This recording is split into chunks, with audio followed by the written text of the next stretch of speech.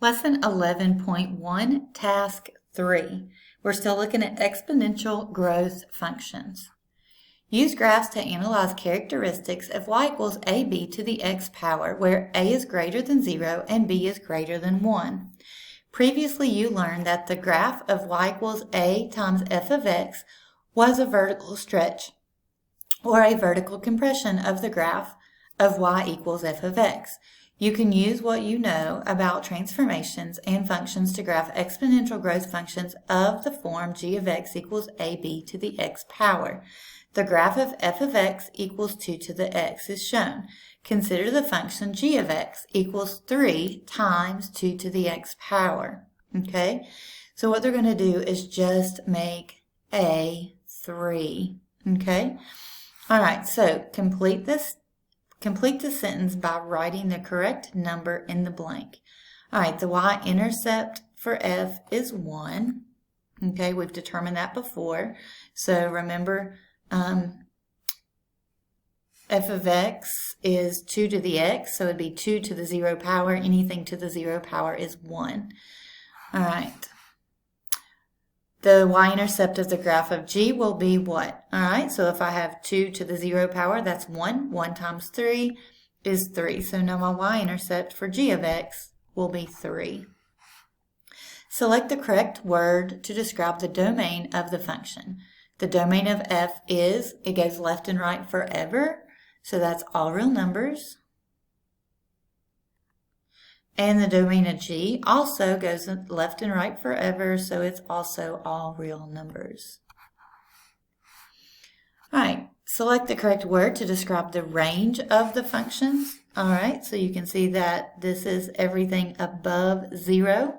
The y-intercept is going to be the same, but nothing else changed for g of x, just that it's going to grow more quickly. So the range for f is all positive real numbers, and the range of g is all positive real numbers. All right, in behavior. So the in behavior, as x increases without bound, what happens to the graph of y? All right, so as x goes to positive infinity, that means it's going to the right side of the graph. As x goes this way, what happens to y? So it increases without bound. So it's going towards positive infinity. So the graph increases without bound. All right, what happens to the graph of g as x increases without bound? Well, the same thing. Again, the y-intercept was different, but it's still the same general shape and the same characteristics. All right, as x decreases without bound, what happens to f? All right, so you can see as it goes to the left, is x is going to the left, means x is decreasing without bound. What happens to this? It's approaching 0. Okay, and 0 is the same as the x-axis. Excuse me. All right, so what happens to the graph of g as x decreases without bound? Same thing, it's going to approach 0 or the x-axis. All right, of the key characteristics discussed in part A through E, what is the only characteristics of the graph of f of x equals 2 to the x that is different than the graph of 3 times 2 to the x? Use the graph of g of x equals 3, 2 to the x, shown here, to justify your answer. All right, so the only thing that was different was the y-intercept. The domain, the range, the in behavior was all the same. So the only differences was the y-intercept. And that's because the number a here, that's going to be your y-intercept. All right, that's all for task 3. If you have any questions, let me know. 11.1, task 4, exponential growth functions. All right, it says model exponential growth. Exponential growth functions can be used to model situations represented by an initial amount A and a growth rate R. In these situations, the base B is replaced by the growth factor 1 plus R, and the exponential growth model becomes f of x equals A times 1 plus R raised to the x power. So this is the same thing as what we looked at before, but instead of a times b to the x power, we're going to replace it with 1 plus r. And r is just your interest rate. Okay? All right. A new investment account is opened with $4,000 at an interest rate shown. If no additional money is invested, what will be the value of the investment after 5 years? All right, so again, before we've been looking at f of x equals a times b to the x power. Now we're going to look at growth. We know growth is greater than or equal to 1. So we're going to look at f of x equals a times 1 plus your interest rate to the x power. So all we're doing is replacing b with this right here, and we're going to use that to find out how much money you would have after 5 years. So we're going to do f of x equals our initial amount, a is your initial amount, and 1 plus, and your interest rate is 4.5%. So remember, anytime you're changing a percent to a decimal, you have to move this 2 decimal places. So it's going to be 4, 5, so I'm going to go 1, 2. So I have to move this over 2 places to be a decimal. So 1 plus your interest rate, so it's going to be 0.04. Oh, I forgot the 5. Hold on. All right, 0.45 to the x power. So this way we could figure out how much money we have after 5 years. So let's go ahead and plug in 5, and then we can solve for this. All right, so then all you have to do is take your calculator. Looks like I've already got it up down here. All right, so let's take 4,000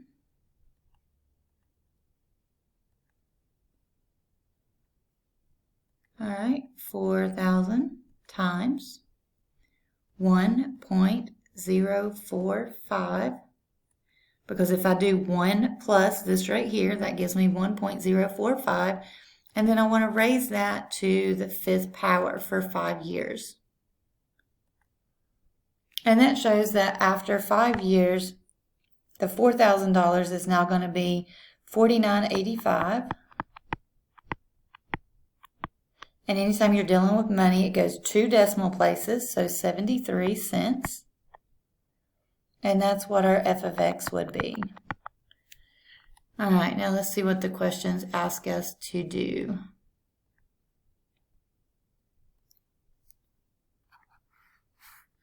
All right, so it says write the exponential growth function that models this situation.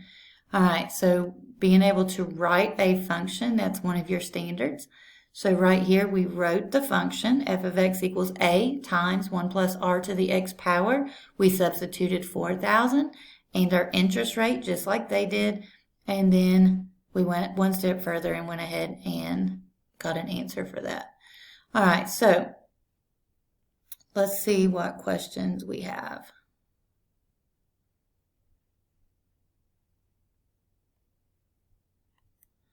All right, so it says match each variable with its description. All right, A was the initial amount. A was the initial value in the account. R is your interest rate. And X was the time in years. All right, so it says find the value in 5 years. Okay, we went ahead and did that. I substituted the 5 in and got $4,984.73. So after 5 years, the investment is worth that much.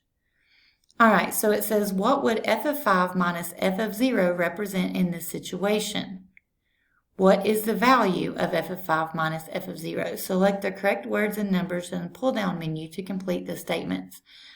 All right, so if you take this amount and you subtract the initial amount, that's how much money you actually made. So that would be $985.73. So in this situation, f of 5 minus f of 0 represents the increase in the value of the investment after 5 years, and the value of f of 5 minus f of 0 is about $985. There's rounded a little bit differently, just is the equation, I guess. All right, that's all for task 4. If you have any questions, let me know. 11.1, task 5, model exponential growth.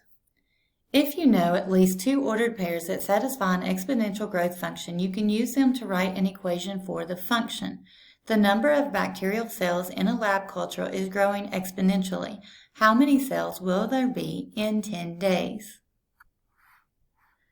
All right, so it gives you a table of values. All right, so it says use the data in the table to write an exponential growth function. So we know f of x equals ab to the x power. So all they're doing is replacing f of x with p and x with a t. So it says where p is the population, number of cells, and t is the time in days. Using the points 0, 36, and 1, 108, so they're using these first 2 points here. Then they're going to use those in order to write an equation. So what do we need? We need to know what is A and what is B. All right, so the first thing they're going to do is take the first point, 0 and 36. So they're taking 0 and 36, and they're going to plug it in for P and T. So time of days would be the 0, so put 0 in for T. And then number of bacteria cells is 36, so that would go in for P. All right, so once you do that, you know that anything to the 0 power is 1. So 1 times A is 36, so that gives us our A value. Once we have A, go ahead and use the same equation, but this time put in A is 36. Then you're going to use your second point, which again came from the table. Here's your X and your Y, or your T and your P in this case. All right, so B to the first times 36 equals 108. Divide both sides by 36.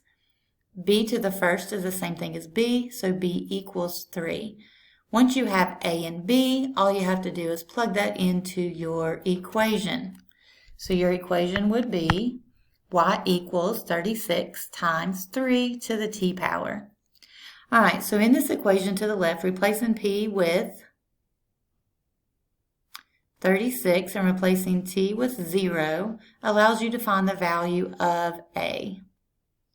The value can then be used on the right-hand equation to find the value of B.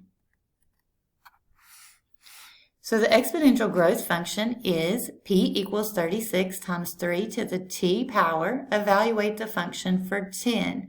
All right, so in the beginning, the question was, how many cells will there be in 10 days? So once you have an equation, you can plug 10 in for t and solve. All right, so it says there will be this many bacterial cells in 10 days.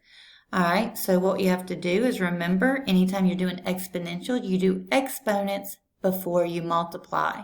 So remember the order of operations. You're going to raise 3 to the power of 10 first, and then multiply by 36. And that's how you get the 2,125,764 bacterial cells in just 10 days. All right, that is definitely exponential growth.